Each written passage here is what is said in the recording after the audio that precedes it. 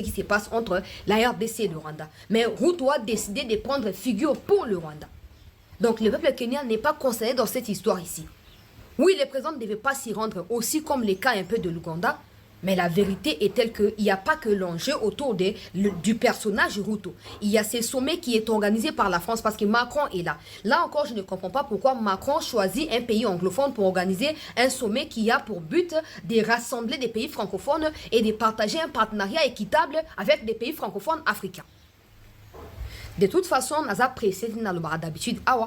Aujourd'hui, peut-être que nous avons réussi à s'affirmer dans une singulité. Nous avons travaillé sur nous tous les jours. Il y a un essai qui dit que le fait de siéger dans la francophonie n'est pas en soi une mauvaise idée. Tu as gagné en crédibilité sur la scène internationale.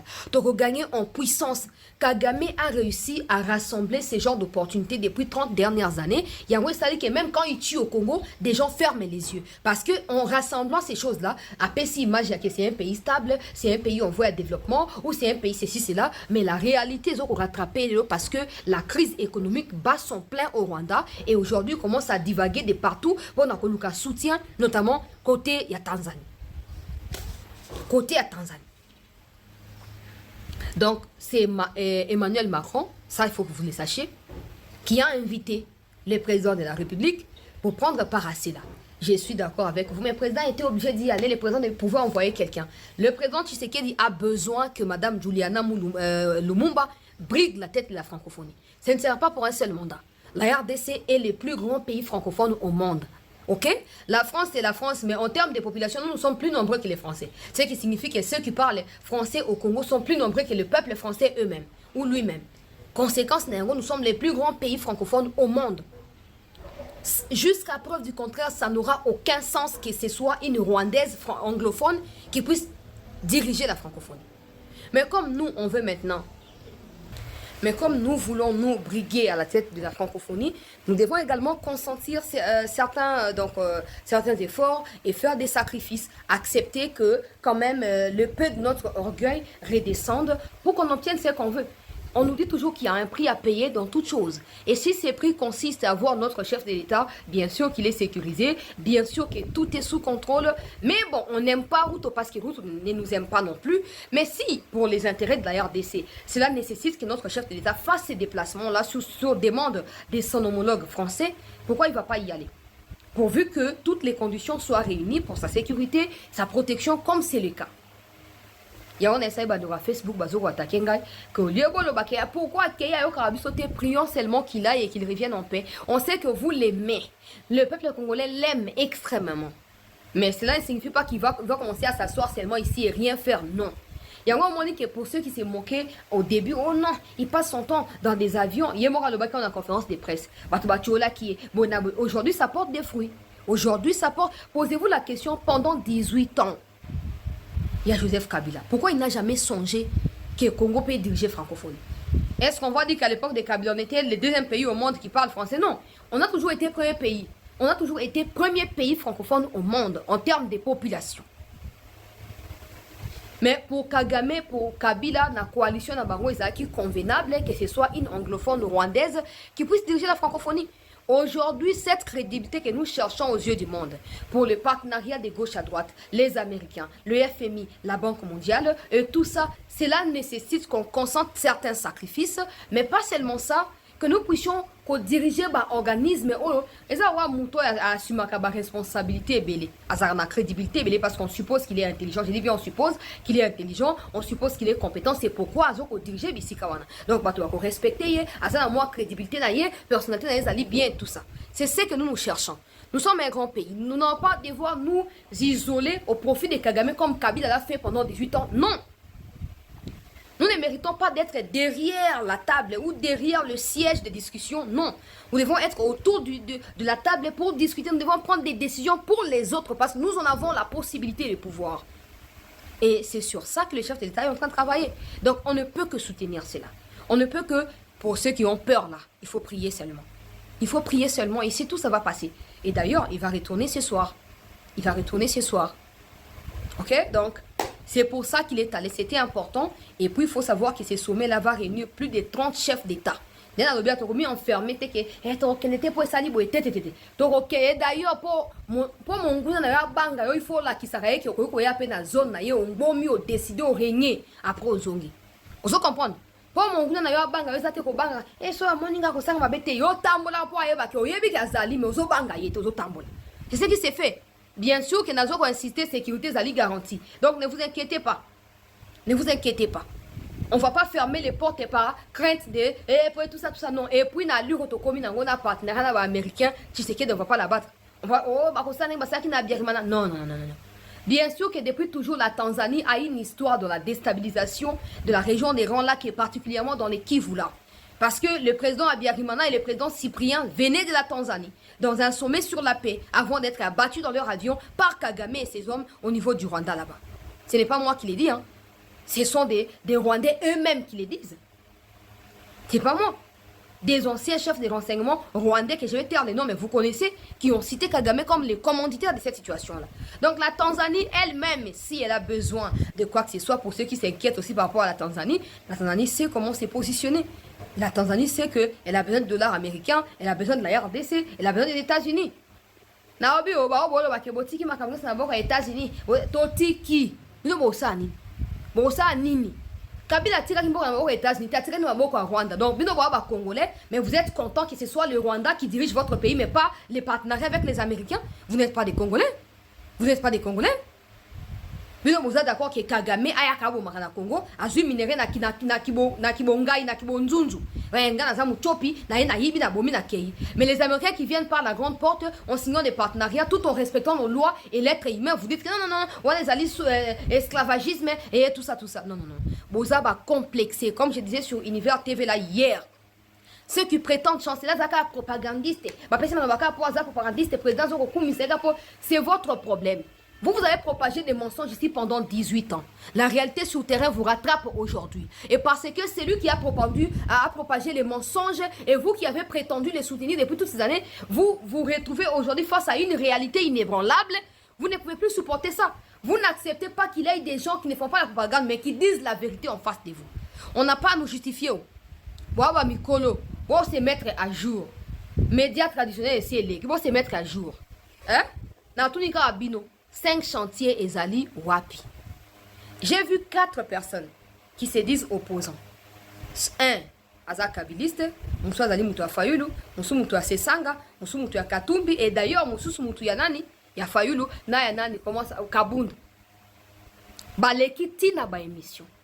Président, Moussou Alobi, Azana Twitter wana. Alobi, président, maman, où est cette dame brave là? Donc, moi je suis opposant dans les réseaux sociaux à ce que président à l'aise président pas à l'aise papa oza koko mi pesa respect na âge na yo oza ta béret rouge OK oyembe la Kabila na réseaux sociaux le binga na zabwe Kabila yemo akimi mboka apesa bino nini o mboka na biso capable opesa bino apesa bino nini bo ça lié pendant 18 ans tango comment il pourra tourner bino Kongo. Attendez-vous à ce que la justice vienne contre vous également. Je vois tout ce que vous faites. Je capture et je garde. Pour ceux qui ne savent pas. Rassurez-vous, que tu sois kabiliste, que tu penses que je ne te connais pas, des gens m'envoient vos vidéos. Des gens m'envoient. Kabila, tu sais bien ce que je suis en train de dire. Déjà, Moïse Katumbi, je suis en train d'informer aux Congolais. Katumbi a 5 asile na Belgique. Na Ajaki Mukolo. Katumbi chaque pouvoir yake na kaka exil banda Laurent Désiré akimi na Laurent Désiré pona muyibi ya mbongo ya makambo ya Jekamine Kabila ye lokwa Kabila zali pe escroc muyibi lokwa ye azongisi ye basali mafia ensemble mais Katumbi alingi a prouver Kabila ke na lekyo na kimuyibi ayibi iranium mo batinda kaka teka na Corée du Nord kuna e baluki ba panzani aye akoti côté anini côté ya Lamuka. Alors on a Lamuka aye na union sacrée. Alors on a union sacrée a comme na opposition. Le logo ya kei boko na komi na kimi mboka pona boy akio ko senga document ya asile. na Belgique. Na Aja Kimukolo. Donc, via Katumbi, ils ont prétendre qu'ils sont opposants pour la soi-disant ils ont mis opposés dans Makambo et Tali Congo, mais ils passent plus de temps dans Katia Europe, dans Katia Occident que dans les réalités congolaises. C'est comme ça que j'étais en train d'interpeller les Congolais au sujet du changement de la constitution. La plupart de ceux qui disent, regardez, Prince Epenge a annoncé qu'ils vont organiser une marche en Belgique pour la contre le changement de la constitution. La constitution congolaise dirige la Belgique ou elle dirige la RDC.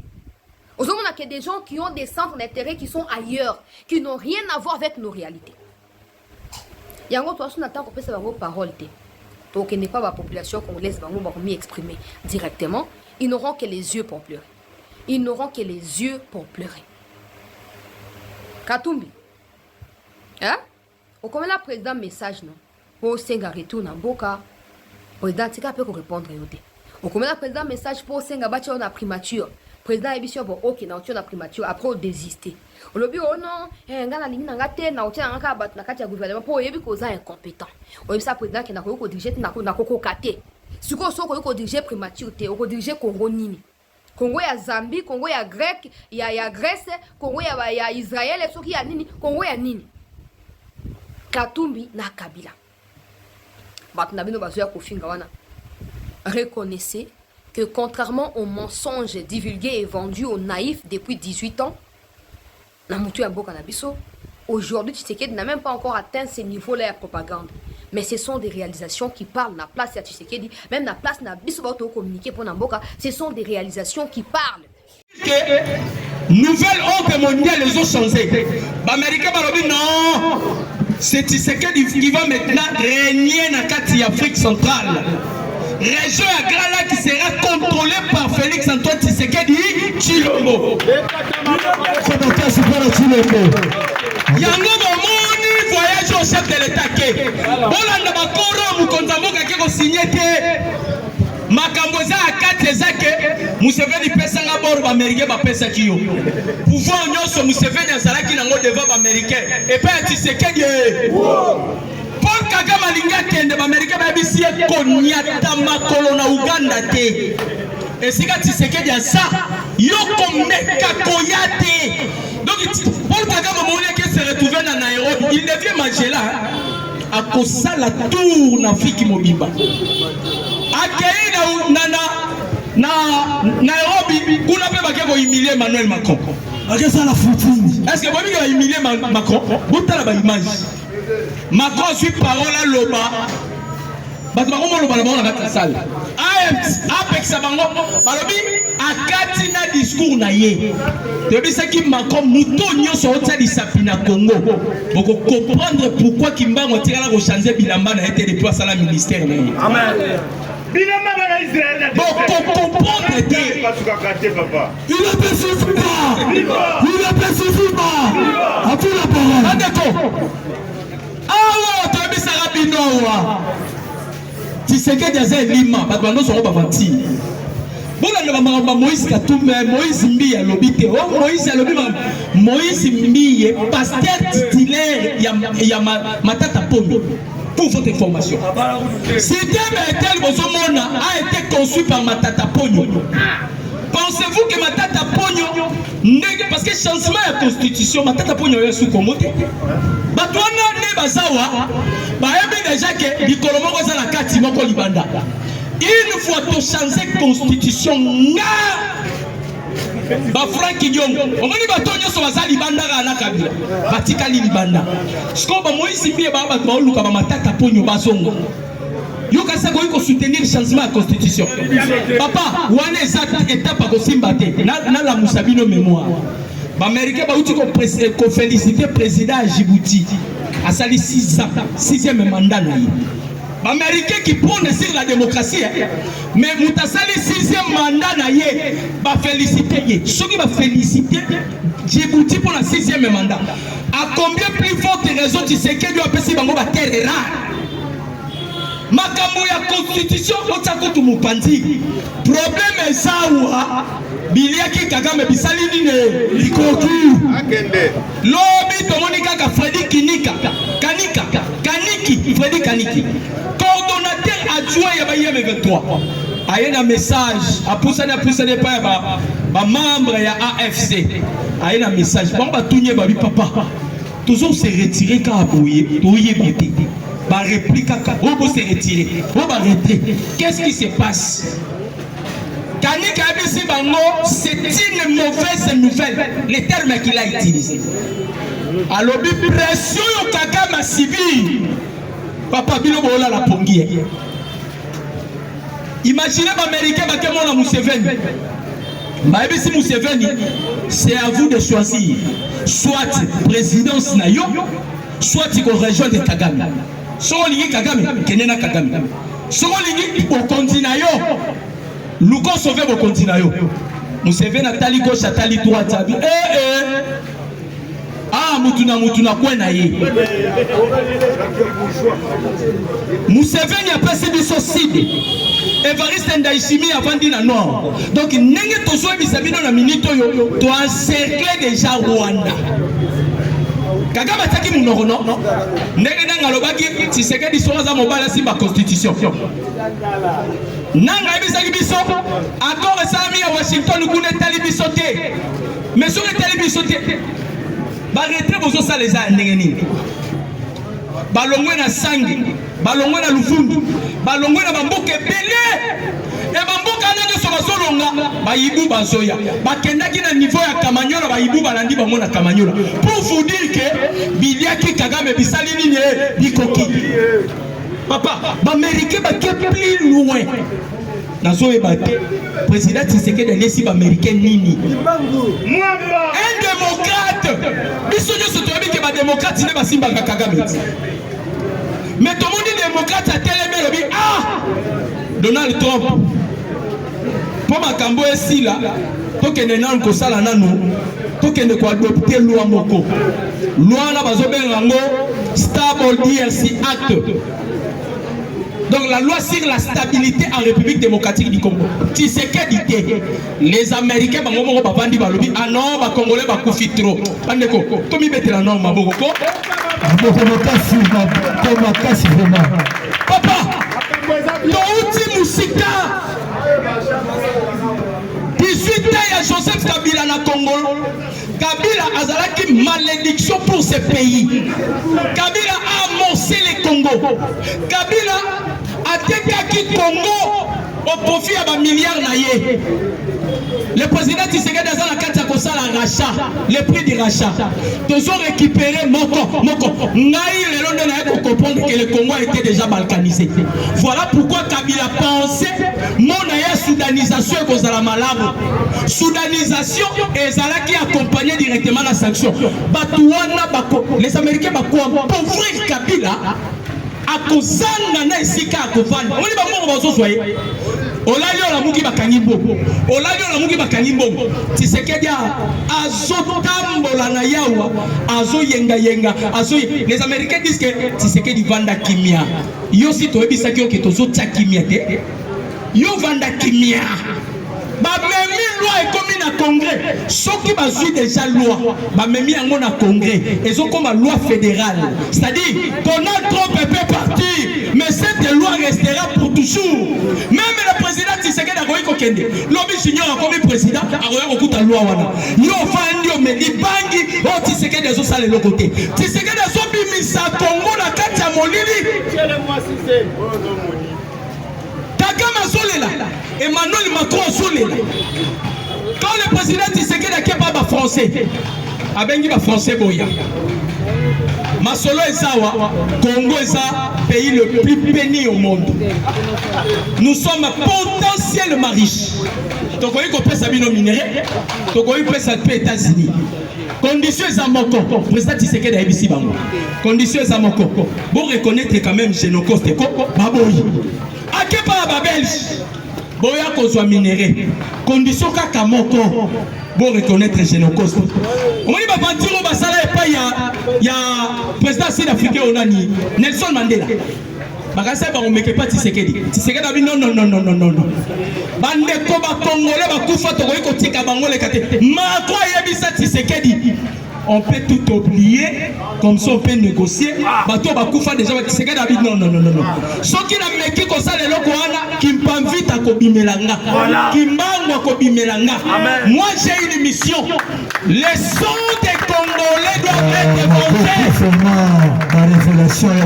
Les sons des Congolais doivent être vengés. Nana akunate. Kagame ke plus loin et si américain boya. Nazana tonnage ya ba pyrochlore. Vous avez pyrochlore non? Le minerai le plus rare au monde. Yo Congolais ebi kaka fali ebi feu. Ebi pyrochlore te. Hein?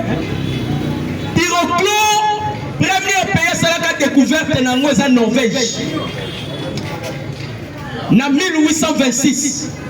Deuxième pays, puisque nous avons la découverte le 6 décembre 2022. Le pyrochlore, c'est le minéral le plus rare au monde. Parce que dans le cas il y a pyrochlore, les autres minéraux vont venir nobium. Nobium, nous avons acier dur. Durabilité acier, et ça la nobium. Ils ont 34,7 milliards d'années. Quel n'est pas la boucle qu'elle met. Maintenant le pyrochlore, les minéraux, Kagame Pia Kana Congo, c'est ce qu'il a vendu. Dans la Togo, ça les champs à minérer, on va permettre de faire des Américains. Vous avez besoin de minérer. Vous avez besoin de minérer. Condition de Pessivino.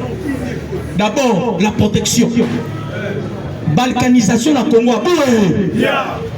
L'histoire de la balkanisation, c'est l'insulté. Pour votre information. On peut balkaniser Congo parce qu'on a signé déjà des accords avec les États-Unis d'Amérique. Quand les États-Unis parlent, aucun pays peut oser de parler. L'Américain Babeti Nani, Babeti Kabila, Boki Belgique à Kosoli, Boki France à Kosoli, Bamonio Soubazouta dans la musique. Donald Trump a dit l'histoire, non, Toki t'espère pour affaiblir. Bapesi ultimatum ya courte durée et pas à M23. Balobi soki bobimike.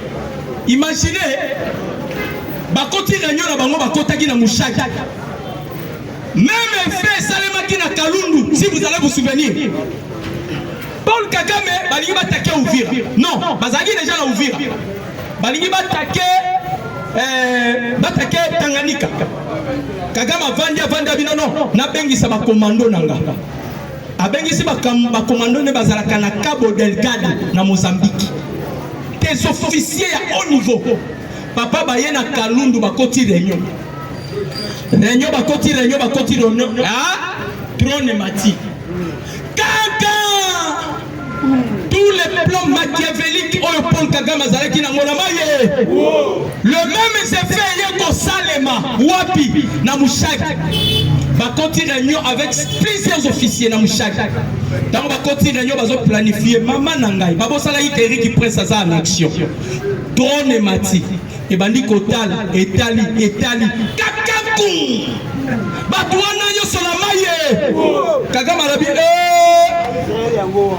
comme déjà la Bukavu parce que Kagame a peur. Avec un nègre américain qui a se retiré. Aboy ko se retirer. Si arrivé que Tshisekedi par sa force a récupéré comme la Bukavu, qui gagne combien d'argent? À côté déjà qui gagne. Sikoyo moyen azonga ezate. Moyen pas kende ezate. Ba comme stationné. Ba américain ba vandi ba bika papa. Ah to ebisio sikoyo to ito bana musala. Banda kobima. Or de outil na Kikali. Freddy ayemba na mwa bisi bana mayabi. Bande ko bobima pression eza. Mais tous na deuxième plan. Deuxième plan ça réunion où ezala ki teni na Kikali. Emmanuel Macron, Xi Jinping, na Paul Kagame sur l'élimination physique ya Tshisekedi. C'est que Kagame est en train d'oublier. Au moins nzambe so akomi ko pesa mutu mission. Na lobite que Tshisekedi est immortel. Bon comprendre le langage nanga. Ce qui nzambe a pesa mutu mission. La première des choses, nzamba komisara mutu wana invincible. Ako komisara immortel. Objectif est ça, à sa mission oyo azana yango.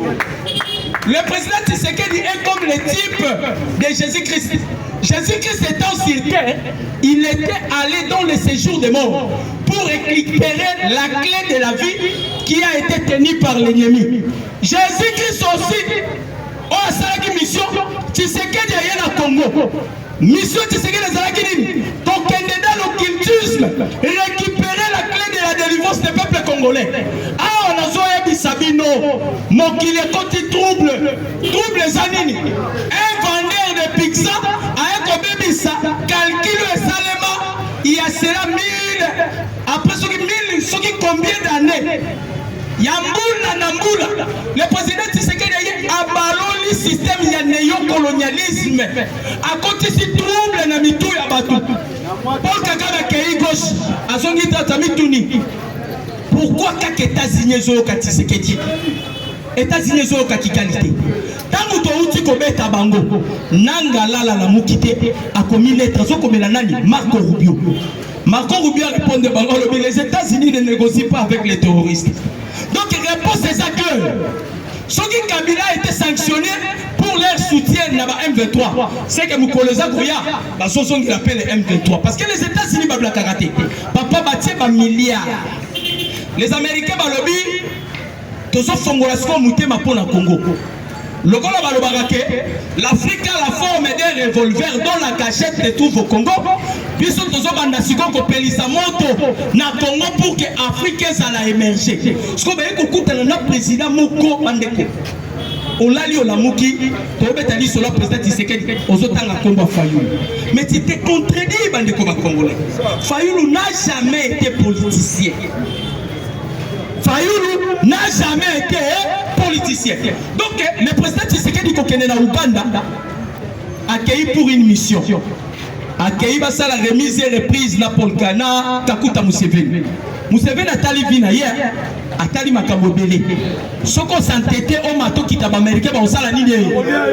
Batmase belé na suki wana. Merci beaucoup, président Kamaboko. J'espère que tu vas grande ligne à communicateur. Mais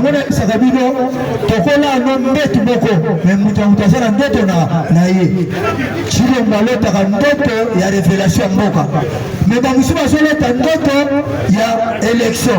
Et ça deux choses différentes. Merci beaucoup, l'heure c'est l'heure. Wani ezalaki mettre ça paquet mukonzi maseseye wana oboyo kaka parce que lelo tobandi na retard mais lobi na tongo bana mboka ba caméra merci beaucoup nzamba pambura bino lobi boya déjà na tongo masolo ebanda vraiment nzamba zolokumu tokomona na lobi musala malamu lelo bomoni chilombo déjà za na Uganda pona kosilisa masolo nyonso ya guerre pesa bino wana toute résistance. Quelle c'est fini. Constitution. Allô. Mbote na balandi nyonso oyo baza bisika ya musika ya mboka oyo nyonso baza na Congo mbote nyonso na diaspora.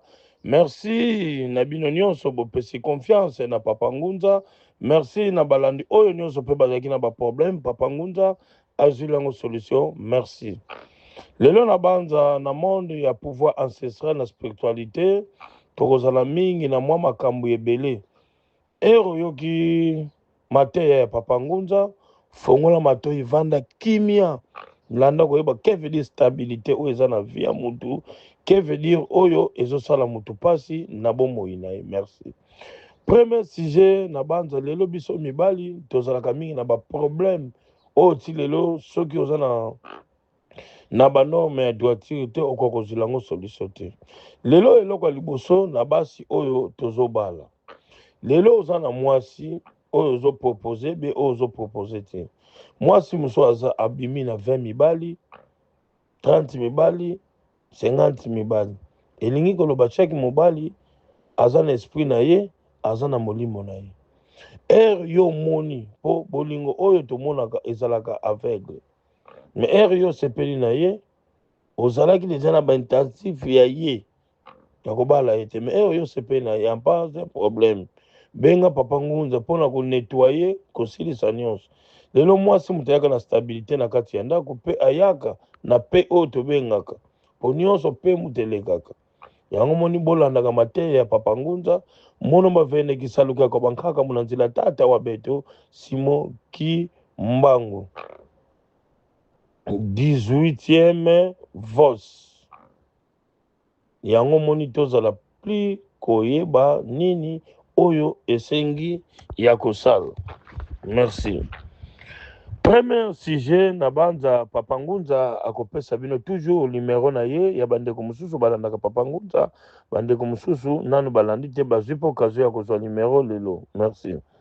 Numéro ya Papa Ngunza nyonso mibale eza na WhatsApp, consultation eza gratuit. Merci. Plus 243 98 17 17 013. Plus 243 89 44 54 885. Wana kozwa ye moko Papa Ngunza en direct, consultation eza gratuit.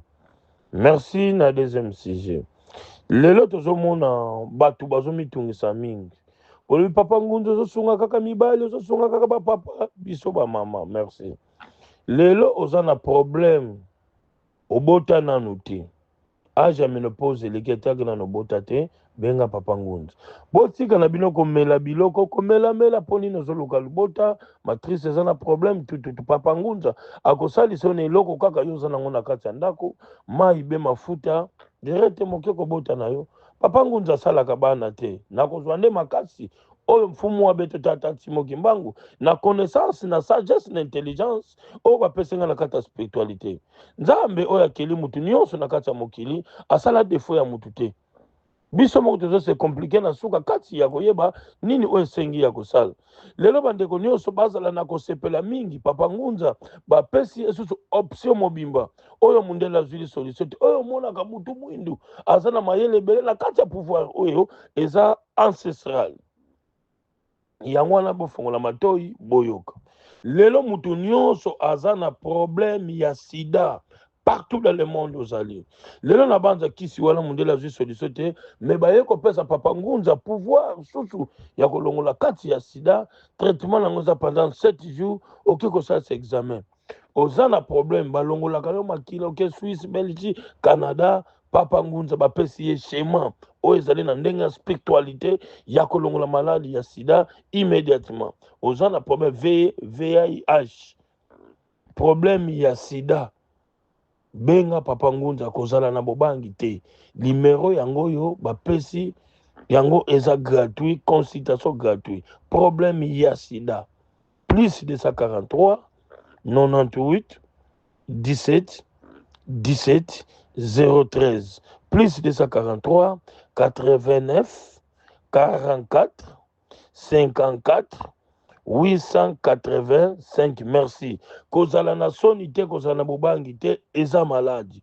Oza na problème ya sida VH ezotungisa yo partout dans le monde. Oza benga Papa Ngunza traitement nango 7 jours. Okopesa pe témoignage. Maman Mimi à partir ya États-Unis, Maman Solange à partir ya France, bopesa pe témoignage ndenge oyo bozalaki nango na kati ya maladie. Moyen to koloba kombo tina suke te. Na merci na témoignage oyo bopesi. Mais lelo bolobaki bokendaki na l'église pendant 7 ans 8 ans. Bazwaki solution. Te moni Papa Ngunza aza na capacité ya pasteur te.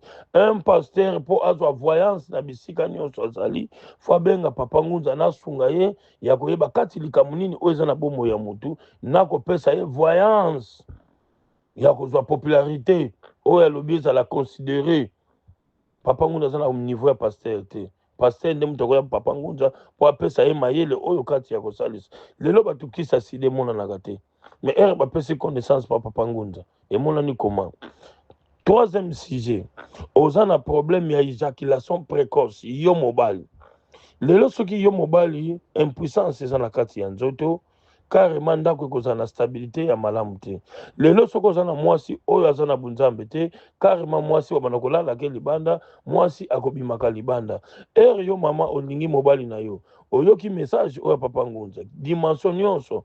Lelo ki mobali komi mukie, komi mukuse. Nakoyesa ngo munene, nakoyesa ngo mulai. C'est ça mayele oyo bapesi na Papa Ngunza. Mona nzila ya beto ya tata Timoki Mbangu mvuluzi nyonso eza kuna na nkamba.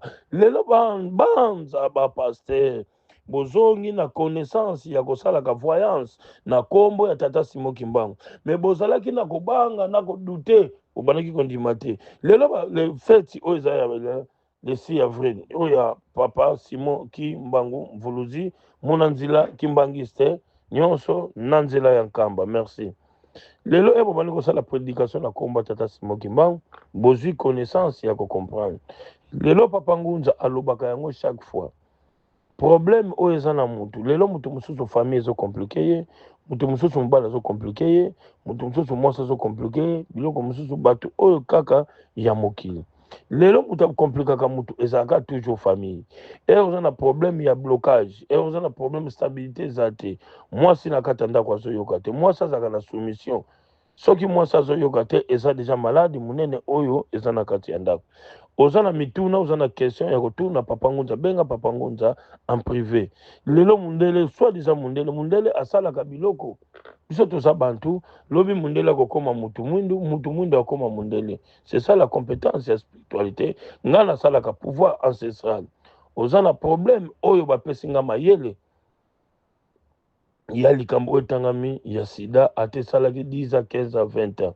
Ata bakene ko changer ko makila makamona arrêter yango kata yango. Merci. Quatrième sujet, oza na problème ya éjaculation précoce. Ki mobale koma mukie impuissance. Mayebi makasute. Papa Ngunza akotela yo dimension nyonso. Soko bombi makama maladie ya impuissance na kati ya nzoto ekosala malamu te. Okokoma na 4 maladies oyo eza le degré ou de force ekosala na kati ya nzoto. Prostate, tension, vision, na cycle. Okene partout na bopito okozwa solution na ngote. Ozu problème wana benga papa Ngunza. 5e sujet. Lelo na banza ndenge tovandi ya biso nyonso toza famille kati ya libota moko. Lelo musala spiritualité komona kimoyibi komona ki escroquerie et komona lukuta. To rendre bandeko service ya koyeba kati eloko nini ya kosala. Merci papa Albert à partir à Canada. Merci papa Jean-Pierre à partir des États-Unis. Merci na témoignage. Lelo bosala ki ba divorce. Lelo ba chambre kabwana ki moni ki bo pikiniki na yoye. Soki papa Ngunza sali so makambo impuissance. Ti na âge na 86 ans okozwa sous dérangement te.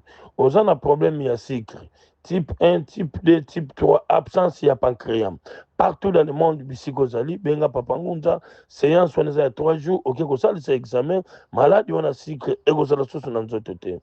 Oza na problème, makolezo vimba, mukongo na hanche ya sima, pasi, ozo lamuka nzoto nyoso kilo, eza malade, benga papa Ngunza. Oza na problème ya vision, oza na problème banda basala yo prostate, basala on la laser, meti lelo ezotungisa benga papa Ngunza ya kosilisa kati ya bokono oyo oza nango.